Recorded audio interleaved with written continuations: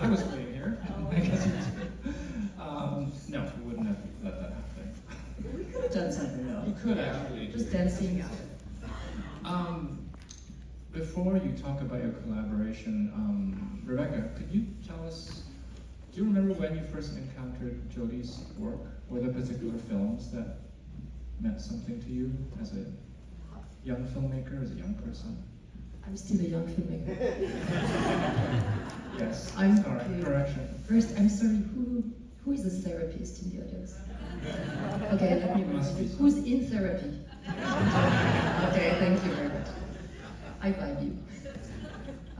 This is the best question because actually sometimes you don't know why you make movies. Sometimes you have like a secret path that leads you like to a film, sometimes like an obvious one. And I would say that this one was tailored and made for Jodie. And this was also like the reason why I made it. I'm sorry, like I'm going to, she's gonna be like, stop it, because she believes that. But that's true. That's true. There is like a very strong connection between me as a filmmaker, but not only, like as a cinephile, and I would also add as a woman, with Jodie as an actress and a director. And it became obvious that we had a conversation that had to be made on screen.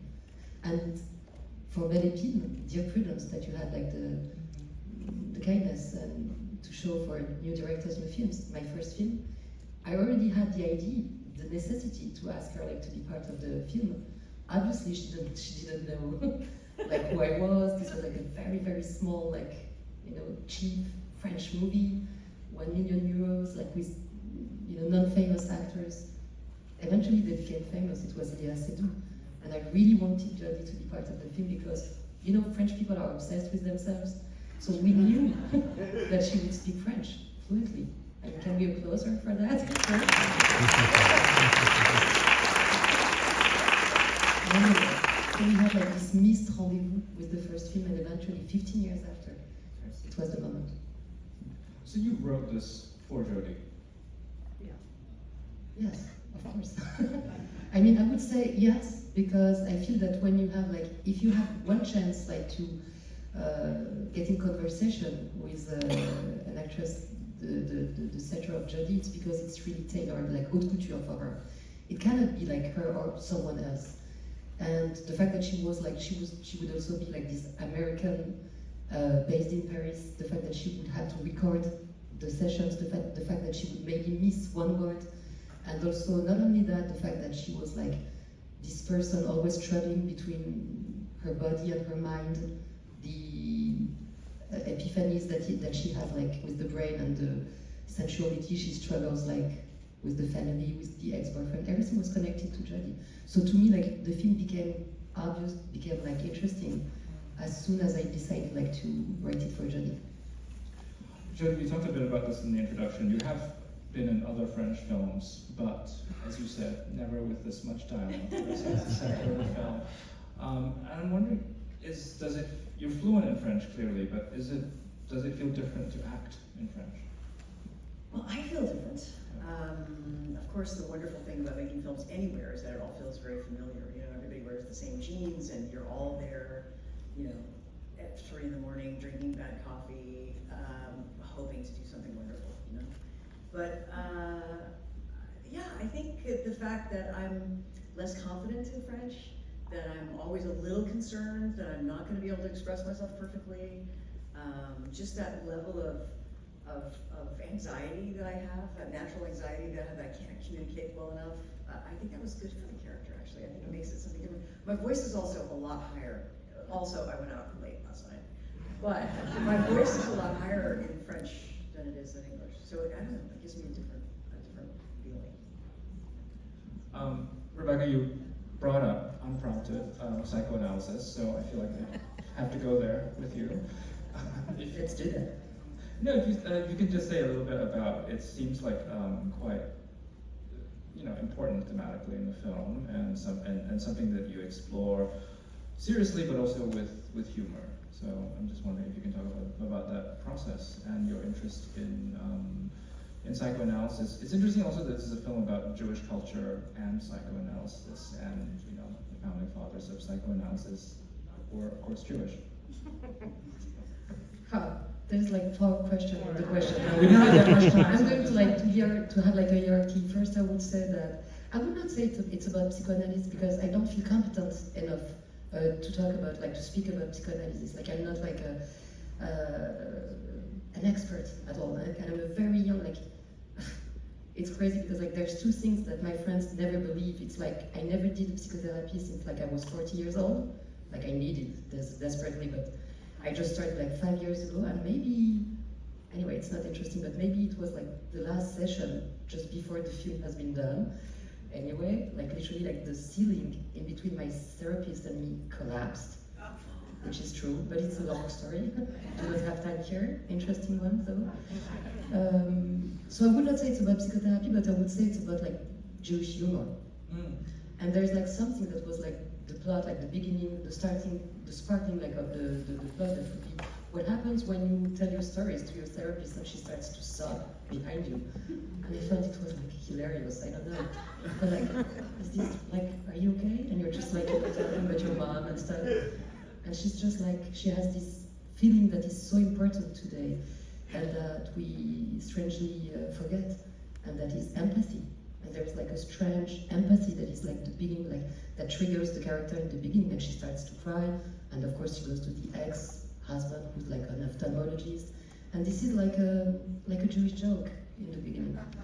So, yeah. And I felt it would be a good starting point, a good like playground.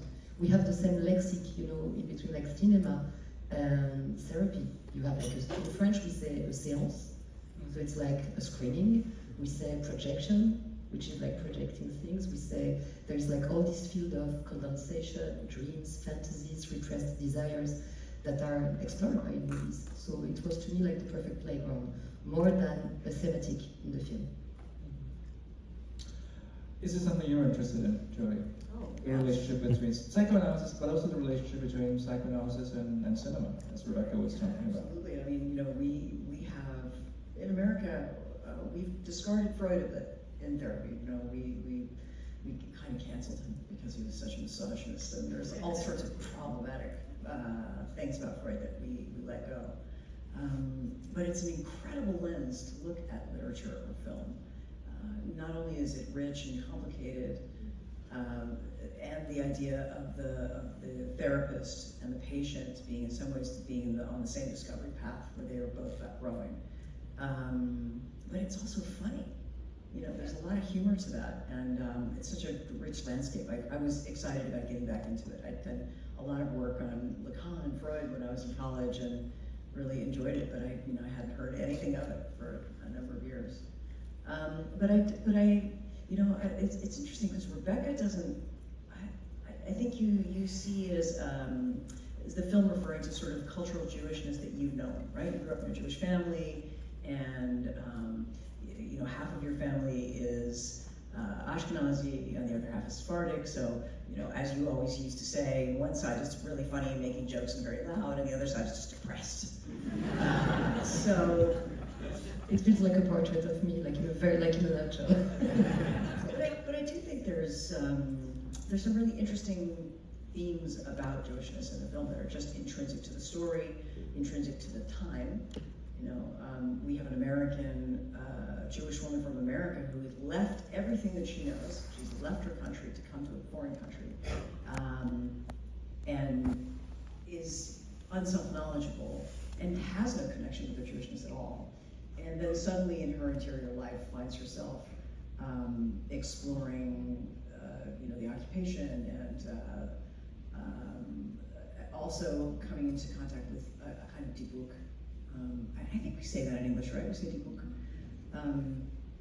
And the idea of coming into contact with the ancestors that you've never acknowledged, I think is really important to the character. So anyways, I took that with me. You talked about humor when you were introducing the film, and noted that, yeah, you haven't played a lot of comic parts. Is that because of what you're offered, or is it because of what you have, you know, gravitated towards? It's definitely what I've gravitated towards. Yeah. I'm very funny in my own life, and I'm just have a hell of a time out of it myself. But Always weird when you have to mention it. yeah, I really do love drama though. And when I go, as I said, when I go to Blockbuster, hopefully I'm not going to Blockbuster anytime soon, because it doesn't exist. But when I look for a movie to see, I always return to dramas. For me, that's really what really touched me as a young person. It's what made me grow up. It's what made me become the person that I am. I've never been somebody that's just, dying to see comedies. But I like to have fun, and part of my having fun is, doing dark films. So yeah, nobody offers me comedies, and when they do, I'm very picky about the comedies that I take, because I'm not that interested in comedies that are unsophisticated. I like comedies that are complicated. The funny thing is that you told me, when we met the first time, I went to, she told me, yes, now we can meet if you want, I can go to Paris in 2 months, or you can go to LA when you want. So I was in the next plane, just arrived, drove. She was like, do you know Uber? You can take a Uber. And I have you were so nice, with so much food in your place, because you said that as a French one, I would love to have a huge lunch in your place. Anyway, and then you told me 2 things. You told me, first, I'm not funny. I was like, yes, you are. And then you told me, I don't cry. I never cry. I was like, you're hired. This is exactly the thing we need to do right now. Also, I feel I don't know what you saw. This is the middle of the festival. You have so many amazing films, masterpieces you've already seen before. I hope that you'll see others. It's just not considering that my film is a masterpiece, just that you'll see amazing films after, I hope. It's just I feel the responsibility as a filmmaker right now to seek, even chase pleasure and levity, and never give up the meanings, but try to do it. And this is difficult. It's more difficult to find a funny way, a lighter way, a more luminous way to tell the story. But this is something we have to manage if we want movies and theaters to be still an experience, a collective experience. And to put this in other terms, I would say that it doesn't have to be a personal therapy. It has to be a collective therapy at the end, and I feel this is what we seek. Well, clearly you're funny in the film. But how did you deal with the not crying part? CGI. You were crying in the beginning as well? Well, the funny thing is I don't cry in life, and I didn't as a child either. And when I first was, almost never. And when I made films as a young person, I'd be 5, 6 years old, and they'd be like, cry! Or they'd say scream, which was another thing that I'd never done. I'm not a scream, who screams? I didn't scream. Maybe there are other 6-year-olds that scream, but I didn't scream. And I remember that it's a cruel joke for somebody like me, to have had this job as a young person. And I had to come up with, because I was not a trained actor, I didn't want to be an actor, I don't know how to fake things.